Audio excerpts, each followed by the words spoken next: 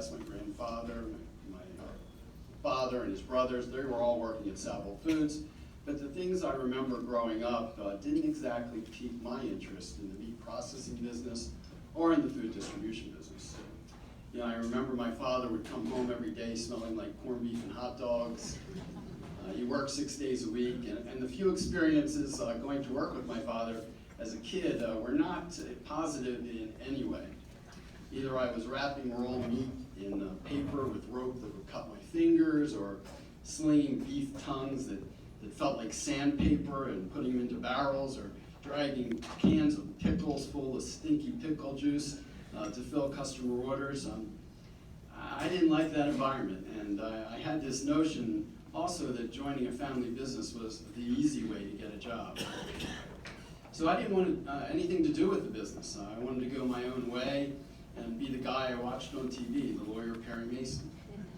So I set out to do that. I found a small college in Illinois to get far away from home, got a little homesick, came back home to the University of Maryland, where the first week of college I was lucky enough to meet a really nice girl who was really cute too. It took a while, but with some real effort on my part, we became a couple. We got married while I was in law school. I practiced law for 3 years, and I was contemplating leaving the law firm that I was with. And then my wife said to me, you know, you might want to look at that family business instead of going into another law firm. So I sat down with my dad, Al, who was honored by the Maryland Retailers Association several years ago and inducted into the same Hall of Fame, and outlined for him how I thought I could help the business, and assured him he could still say, my son the lawyer. So they named me general counsel because they had nothing else to call me. Almost 36 years ago, he shipped me off to DC, to our DC distribution center, to basically figure out what my father's brother was doing over there and kind of keeping him informed. To be honest, I really don't think my father, my uncles, and a brother who preceded me in the business knew what to make of me. I think they really didn't want me in the business.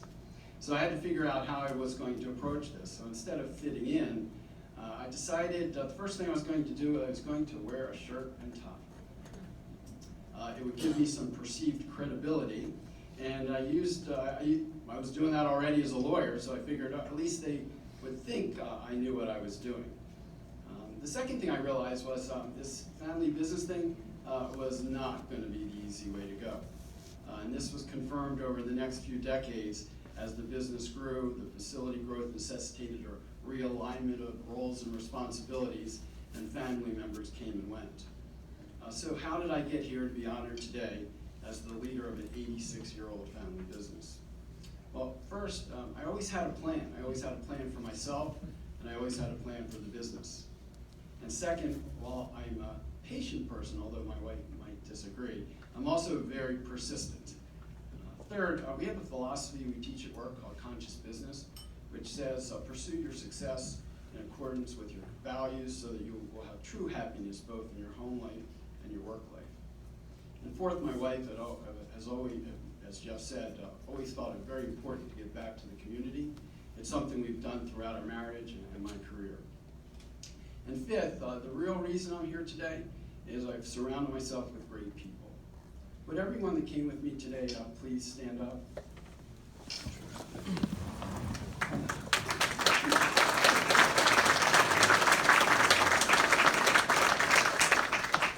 These are some of the people who have helped mold me, allowed me to lead them, supported me, and grew with me, and I thank them so much. My father gave me this wonderful opportunity. He and my uncles put me through the paces. But the people here with me today have always been there for me. My wife Ellen constantly reinforces the message to just do the right thing. My sons Neil, Brian, and Gary have been the thrill of my life, challenging me, humbling me, and to this day making me so proud to be their father. And I love Nicole, Jamie, and Kat, the women that they have chosen. My brother Jeff over there, he's my partner. He runs Deli Brands of America, and you couldn't ask for a better partner. We complement each other's strengths and weaknesses almost perfectly. We've experienced so much together, and we appreciate how much hard work it takes to keep two businesses surviving through now the fourth generation. Richie, Hannah, and Nina Kaplan, who were there in DC with me at the very beginning and can attest to how wet behind the ears I was and still work with us today. And our leadership team at Saval, Rick Hatcher and Dave Cohn, have been on our senior management team for over 20 years, along with Mark Holzman, Lita Hill, and Gary Pasock, who've been our leaders for over a decade. These men and women have been the people responsible for growing Saval Foods and their two operating companies, Saval Food Service and Deli Brands of America. My assistant, Cindy Yankee, who keeps me grounded, focused, and organized, Ken Mack, our Director of Purchasing, and our Major Accounts Manager, Bertie Sevilla, and our next generation of leaders, our Vice President of Sales at Saval Food Service, Che Lim, and my son, Brian Saval, our Regional Sales Manager, our Marketing Directors at Saval and Deli Brands, Brian Bernstein and Darlene Holmes, and my niece in the People Department, Jeff and Cindy, Saval's daughter, Lauren. These young people make me so excited for the future ahead of us.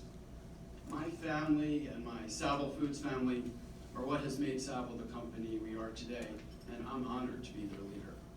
Their passion for our industry, our company, our involvement in the diverse community we live, the way they represent our name with integrity makes me so proud to be amongst them. I thank them for their caring, their loyalty, and their hard work that the Saval Food Service and Deli Brands of America continue to be a vibrant member of the community we are so proud to serve. Thank you very much for this wonderful honor.